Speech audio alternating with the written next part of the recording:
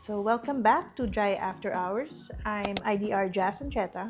And I'm architect Andi.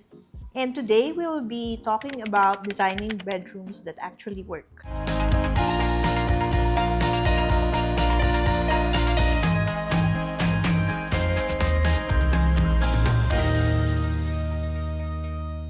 So a lot of people think that designing a bedroom is just about choosing a nice bed, pretty curtains, but in reality, it's one of the most psychologically important spaces in a home. Exactly, it affects your mood, your sleep, your quality. Sleep quality is your quality.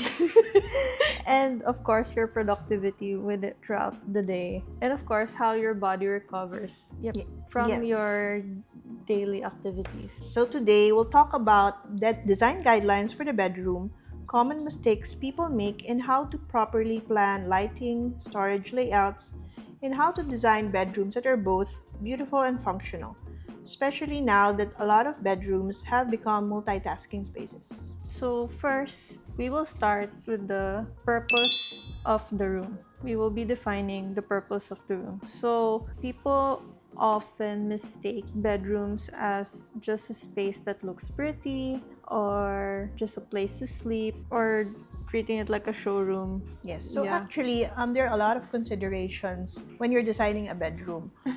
Especially, it would depend really on who will occupy the space. Mhm. So let's start with that. Who will sleep there? How old will be the one using the bedroom?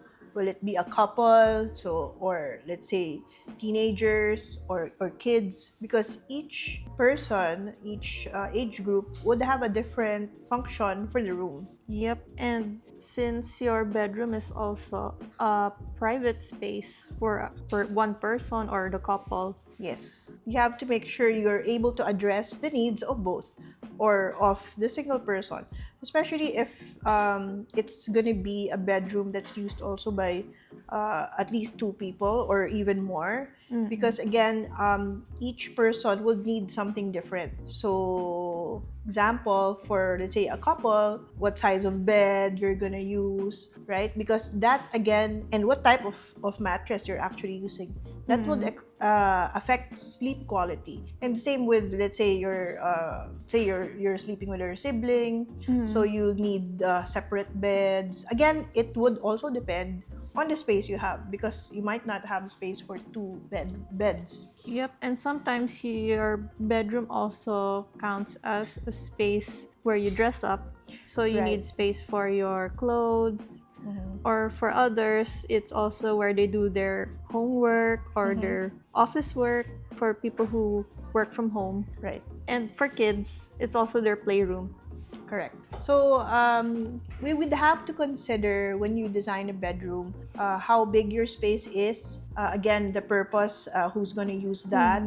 Again, the bedroom, it will always be your main sleeping space. So things that would affect that would be the color, the quality of, like we mentioned, your bed and your mattress, the layout of the room, and how you also, which we'll discuss later, the zoning of each purpose of each space. Okay, so next, we will talk about what the bedroom's do's and don'ts. Right. So one first do is prioritize circulation space. Oh, yes. So we just talked about defining the purpose of the room. Now we talk about where to put those things. Yes, or your, zoning. your bed, basically. I mean, of course, that will be your main focal point, will always be the bed in the bedroom. So you have to make sure you have space to move around and to also accommodate as well your other spaces, like the closet, in case you don't have a separate walk-in closet, vanity, right? So there are a lot of things that can happen within the room. Yep. So understanding where your activity goes or good circulation improves the functionality of the space and also psychologically makes your space feel better. Yes. And so one of the other things, aside from, bed, of course, being your focal point, it should always be the bed. So you'd have to think also of how all of your other things are arranged in the room. So that means space for your things to make sure that it's not cluttered. Because if the more things that you have that is outside and is not contained in a storage space or in a cabinet, it becomes clutter to your eyes, and it would actually give you a difficulty in falling asleep. Because a different a very clean, a very neat space will help you fall asleep faster rather than Mm-mm. something that's cluttered, right? And for don't, let's okay. Again, depending on your space, you'd have to think, like, sometimes, for example, the difficulties are usually in small spaces, especially let's say condos. A lot of our clients would request minimum size of a queen bed. If Mm-mm. you're the only one staying in the bedroom, a queen bed most likely is possible. Again, would depend on the layout, because sometimes the place where the outlets are placed by the developer would not necessarily be where you want your bed to be. What Mm-hmm. does that mean? Sometimes you put it on a different wall because it has a better circulation space, better, let's say, orientation against the window. One of the things that would have to think about is also, let's say, privacy, right? So meaning you'd have to have curtains, blackout curtains, and that means having a good night's rest, because the darker and the cooler your room is, the better your sleep will be. So next, one of the things that are overlooked in our bedrooms, again, we've mentioned this in other areas, but it is always important. It's lighting. And why is lighting important? Every time we design a space, we go to our construction sites, and then we go to the space, and then it's almost done. Like, everything's almost done, and then the only thing that isn't, let's say, turned on are the lights. But once you see the lights on, it just gives that different feeling, that different Mm-mm. ambiance. It really adds a different layer of comfort and warmth, depending again on what kind of ambiance you want. So I think that's one thing that would really affect your sleep quality as well, and how you are able to relax in your bedroom. Yep, so lighting actually affects a lot in terms of mood or the feel of the space. So Mhm. it's really important that, and a common mistake that we do is that we use one big light Right. right in the center. So it's important that we practice the layering of light, which Yes. is The ambient ambient light. lighting, Yeah. task lighting, and accent lighting. So Yes. define So can instead we of just, define having each? one central light, although, just to give you a disclaimer, we have done that. Mm-mm. One central light, and this is because it's more for budget. A lot of it is Yes. because of budget.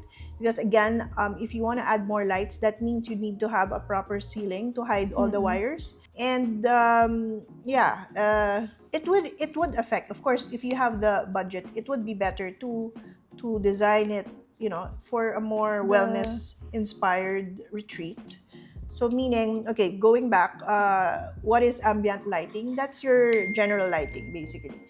So what you need to move around the space so you can see, let's say, or you can clean, mm, something that's basically, what you can see all four corners of the room. mhm. And then task lighting, that would be for the bedroom. That would probably be, let's say, you have a writing desk, or maybe you have a vanity and you need light on your face. And it should be something that also doesn't give you glare. And the last one is accent lighting. So it's more of a mood light. And this can be, let's say, you have a painting that you want to accentuate. So those are Mm-mm. spotlights or track lights, or sometimes it can also be, decorative lights that you have can also serve as accent lighting.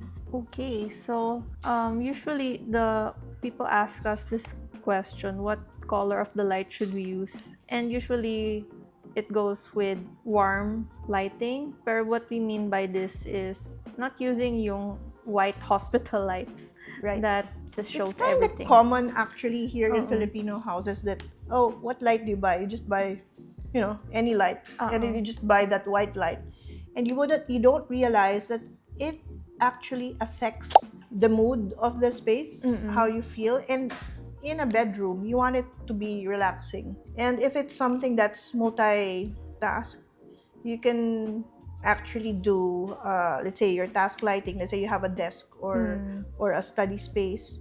You can have a different light for that area, like a table lamp, particularly a desk lamp, so that you have white light for that. Because again, white light encourages your brain to think, because it's like an office type of lighting. That's why hospitals use that, because you're not supposed to be relaxed. No, but yeah, for bedrooms and you want to relax, definitely go with warm lights. Yeah, but for task lighting, there's now available in the market that uses tricolor. Yes, so you can So actually you can switch to white light or your warm lights. Or you can also have smart lighting, which you can adjust the temperature. There are different kinds of smart lights. The dimmer, they have Yes, dimmer they have lights. dimmers. Dimmers are actually, for me, aside from, let's say, putting it in the living room, which we'll be discussing in another episode, for bedrooms, it's good to also have dimmers, because if you want, to be more awake, of course, you go to the full power of the light, the full brightness. And then if you want to, fall asleep Or watch a or movie. right, watch a movie. Well, hopefully you don't watch your TV in your bedroom, but it happens. So so you can dim the lights, right? Yep. So another one that we don't practice in designing our bedroom is putting the light directly over the head or where you sleep. Yes. So it shouldn't be directly on the mattress, on the bed Where your head is. where your head is, because again, it would create glare. So imagine you're like lying down, because you're lying down, so you're facing the ceiling, and then you have a downlight going right to your eyes, right? So it's definitely something that will distract you. And so we don't put a downlight on the bed. What do we do for the bedside? We put bedside lamps. So it's either a table lamp or a wall lamp. If you don't have space, it would be nice to have a wall lamp, because again, you'd have a clearer space for your night tables, and that means you have space to put your books. Hopefully you still read books, or To charge your phone. charge your For phone. some I know people. it's all gadgets nowadays, but your tablet, or maybe Now they use Kobo. but- Yung parang e-book. yes, Like or the- parang like a Kindle, like that. Kindle. And maybe you have like candle warmers, to add that ambience or aromatherapy for your room. So you need to have a clear space for your bedside. Yep. Okay. So next topic is that how do we keep our bedrooms conducive for sleep? So one tip for that is that we reduce visual noise or keeping away your clutter. Yeah, because clutter doesn't look good, or it also messes up your thinking. Your brain, yeah. Yeah, your brain. It's just messy. Right. Yeah, so, So- it- So yeah, one of the things that we've distilled last time was basically a bedroom, and actually it wasn't cluttered in that sense, but there were just a lot of things. And what we did was really contain the pieces that they had. So books, there's a desk, so we had different kinds of containers that would keep everything clear on the table. And that means also having everything organized. So it doesn't mean just because you're a maximalist that you won't be able to sleep well in your bedroom. You can do that. It's a matter of just keeping it neat and organized. Okay, and next step is choosing calming materials. So what kind of material is calming? When you think of outdoors, nature, that actually going back to nature, that brings calm to your space, and that means using wood, right? You can actually add some plants. Some plants purify the air, like snake plants, spider plants, and others. So you can actually do that. Of course, that would depend also on where your sunlight is coming from, because there are some plants that would require a bit of sunlight, not like too dark as well. And making sure that bed linen that you use is also soft. In a lot of hotels they use percale, and that's a kind of weave that they use for cotton. It's kind of crisp, so coming from the laundry, and then it's like it feels crisp. But personally, I want the satin because it's like parang velvety finish. Mm-mm. If the satin weave, you'll see that a lot of bamboo sheets now have that kind of feel. Mm-mm. And when you try that on, it feels so different. Like, masarap matulog. Mm-mm. Like, when you cover yourself in a velvety type of finish in your bedroom, and then you have like, you lower the temperature, and especially now it's so hot.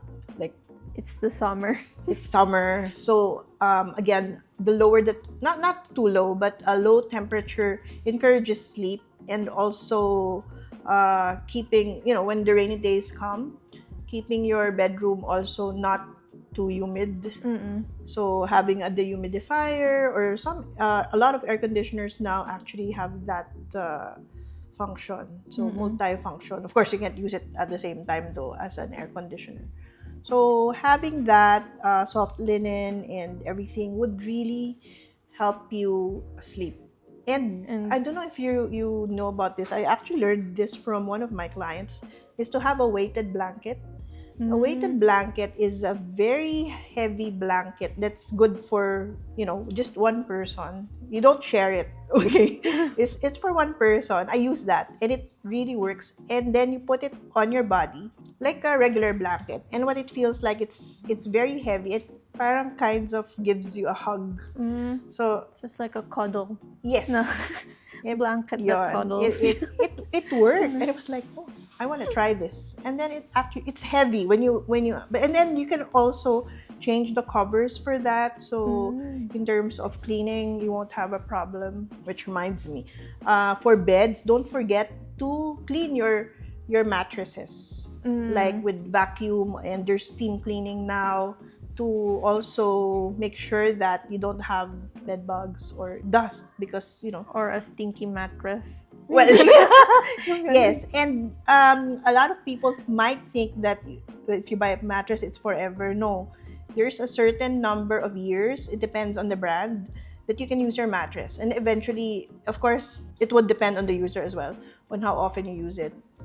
It can sag for after not so fast naman, but after a while. So you have to see if you're still comfortable using the mattress. So that's also important for sleep. Dami akong a lot of things that I actually think of, because when you get older, to my age, sleep is not as easy as you have when you're younger. So I have like lavender scents, or like you put it on the bed, the weighted blanket. You can put an eye mask. Okay. Anyway. Okay, so our next step is limiting reflective surfaces. And what we mean by this is not too many mirrors or glossy finishes and reflective materials that can make the bedroom feel overstimulating. Yes, especially putting a mirror on the bed. Yung when you wake up, like I gotta go to the toilet, then you see yourself, and then you're like kind of surprised. Isn't that also bad for feng shui? Actually, yeah, it's supposed to be. I don't know what. Do you know? I don't know exactly, pero I think kasi daw it reflects bad energy. Ganun.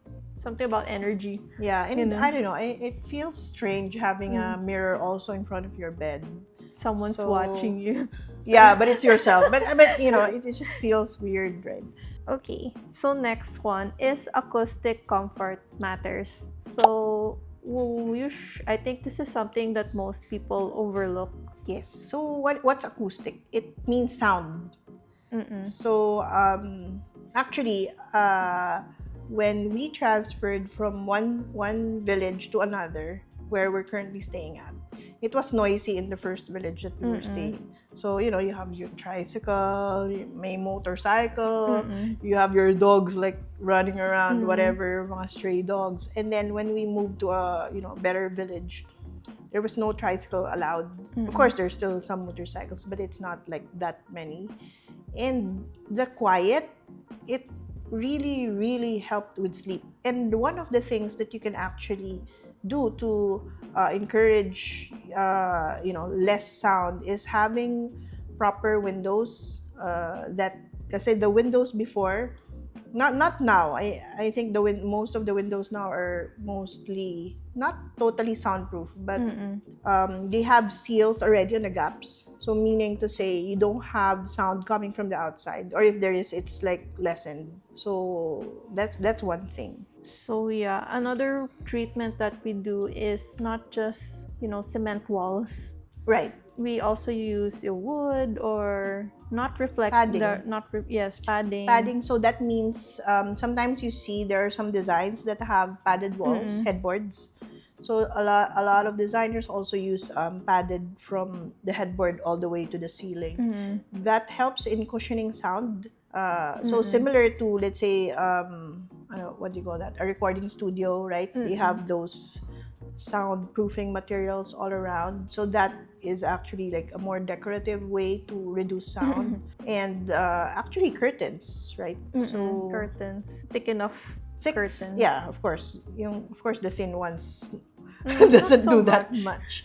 But the thicker the fabric, the better in terms of sound absorption. So you can also add rugs. Again, sometimes a lot of I have some clients who don't have rugs in the bedroom. I used to have one, and then my helper just removed it. I don't know why. I think ayaw na niyang linisin, diba? So, but it actually helps. And just to give you that, because there's always this notion that you have a rug, it's dirty because it catches dirt, right? Because of the thickness of the rug. That's called the pile, basically. If you have a lower pile rug, it still absorbs sound, and at the same time there are rugs that are actually hypoallergenic.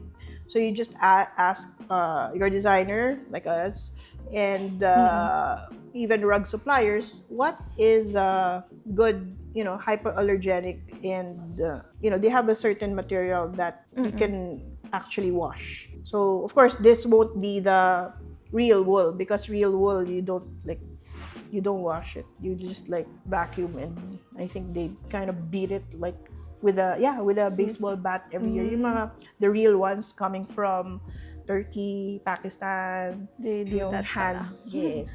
Yeah. But yun. I mean, it's nice, but you really have to have maintenance for that. So I think another thing is yung furniture is not hard Right. furniture or stone furniture, like soft furniture also helps with acoustics. Right. Your wood furniture, it helps absorb it too. Like when you observe an empty room, There's sounds an are echo. Yeah. So Correct. that's why you have furniture. It helps a lot with your acoustics. The sounds are less. Yes. No. When we first moved sa house, of course we don't have money, so we only had like basically a bed, which we just had the carpenter make, as in literally a bed frame, and then the only thing we had was a dining table. I was like, oh, next time na the sofa and everything, because that's not our priority right now. At least you have somewhere to sleep, somewhere to eat, right? And then at least the house is like done. So when we were talking, and we have a high ceiling, it's literally echoing the space. So when we added more, of course, furniture and cushions and everything, it helped absorb sound.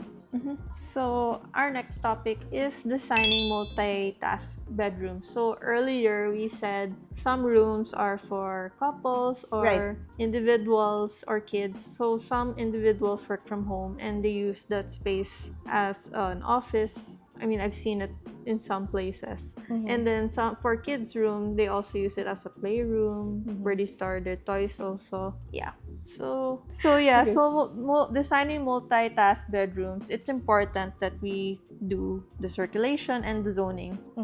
So what do you mean by zoning? Like, of course, there's a specific area for your bed, You're for rest, yeah, sleeping. for sleeping. Another area for your other tasks, like let's say a desk or your vanity, Mm-mm. and your closet. Mm-mm. So you kind of put your room on. It doesn't necessarily need to have all the time a divider, because again, you don't want to make your room feel smaller. So you could do it through, let's say, a rug, or some storage. And of course, like we mentioned earlier about lighting, so Mm-mm. you should have a separate lighting for your workplace or your desk. Let's say if you do some work or study there, right? And yeah, and hopefully, when we had our bedroom before, it's kind of, I don't know, normal, I guess, or common, maybe more common to have a TV in the bedroom. But when we actually removed the TV, but now we have our iPad. Okay, but when we didn't have tablets before, and there was no TV in the bedroom, that was actually very conducive to sleep. Mm-mm. So yeah, Same here. right. But I don't know now. I guess it's difficult. Actually, I do the same. I don't use my phone in the room before Wow. sleeping. Dun ako sa living room. Yeah. So It it actually it helps. helps. It Mm. helps. It helps you sleep, because it's you have blue light. Even if you have, but there's like warm light on the tablet or on Mm-mm. your phone or something. It's still different having that digital clutter, and it kind of keeps your, especially if, let's say, you're scrolling through social media, and then there's a lot of things happening, so it keeps your brain active, so it's kind of difficult to sleep. But I'm not saying I'm doing this all the time, so I do scroll my phone when I wake up in the morning, early morning, but anyway. Yeah, but yeah, don't no. Try not to, Yeah. you know because again, the bedroom should be for rest. Mm-mm. And rest is so important for us, because it really also helps you really dictate what your Mm-mm. day afterward becomes, right? Because you'd be lethargic if you lack sleep, right? You won't be able to think well if you are studying the following day. If you're, if you, well, it happens a lot, actually. If you're puyat, Mm-mm. studying, and then the following day you have exams, you're cramming. Sounds like what I did before. And then it's kind of hard to think, and then it actually defeats the purpose. So So our next segment is storage and organization. So our bedrooms, for one person, it's also their personal space. And that's where they store their personal belongings. So one thing, a tip that we have is invest in hidden storage. Basically, storage that's not showing what's inside. So basically, as much as possible, you'd want to have, full, let's say, cabinets that aren't really showing everything that's inside. Because I don't know, do you have the time, unless you're super OC, to really fix everything all the time, right? And sometimes when you get home from your studies or from work or wherever, you put your bag, and then your stuff, and then just, everything's there. So you need to have like spaces. We plan for cabinets properly, so that you have a place again to put your things. And aside from the regular storage that you have for your clothes, for your shoes, and bags, right, and accessories, so we try to again have space for each of the things that you have. So make sure that when you have your own closet space, try to see how much you have, and hopefully you don't add too much, that it would spill over what your current storage is. Because we're all guilty of that, I'm sure, right? Having so much things that it doesn't fit your storage anymore, and it just fills up, and it becomes clutter, and it becomes something that's just, you don't use it. Like a lot of people really have problems, in a closet. You don't even use 50% of what you have in your Yeah. closet, right? I mean, I admit, I don't, right? It's like, oh, this is my newest purchase, this is what I'm going to use, and then you use that until you get tired of it and then Put you it- buy something new again. Yes. Try to reduce what you don't use anymore. Yeah, so apart from that, many people like open shelves. Right. Yeah. So not that it's a bad thing. It's You- harder to manage, I think. manage. I mean, it looks good on magazines, Correct. Pinterest, Yes. Instagram, but we should remember that these photos are styled. And done professionally. That's why Right. it looks good. Unless you always have someone who's gonna fix it for you. I mean, it's okay, but we should Yeah. that's why we have the balance of closed cabinets And maybe open some open, depending storage. on, let's say you have some things that you want to showcase, but try to keep it in a contained space, a smaller space. Okay, so last is our common bedroom mistakes. And Oh, okay, that's nice. the actually. common bedroom mistakes that we encounter, of course, as interior designers, the space is already there, Yes. is one, insufficient outlets or outlets where they're not located in the nice places. Yes. So one of the things where we really place outlets on, I mean, I told you not to put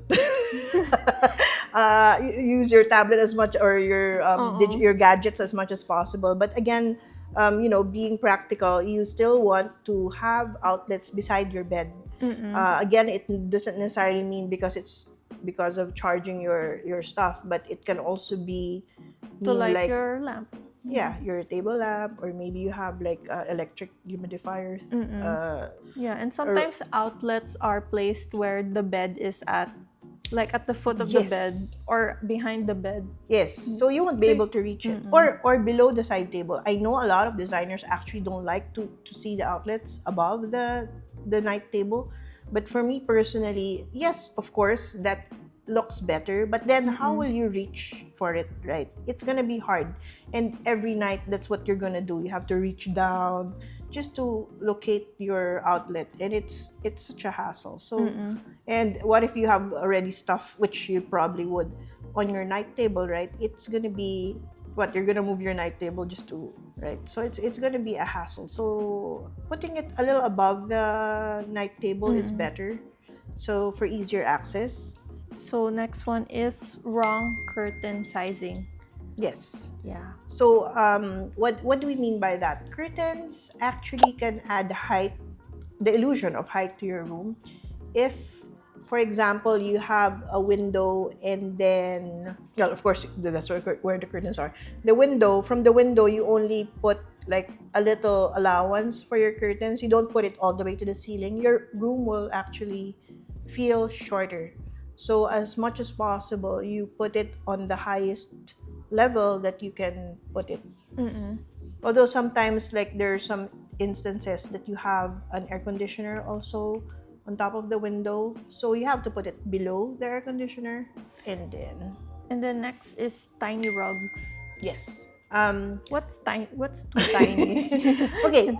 For a bedroom, actually, this goes for even other spaces. But since we're at the bedroom, we will be discussing what a proper rug size will be for a bed. Since we have different sizes of bed, we have the single queen, double king, California king, and even oversized beds.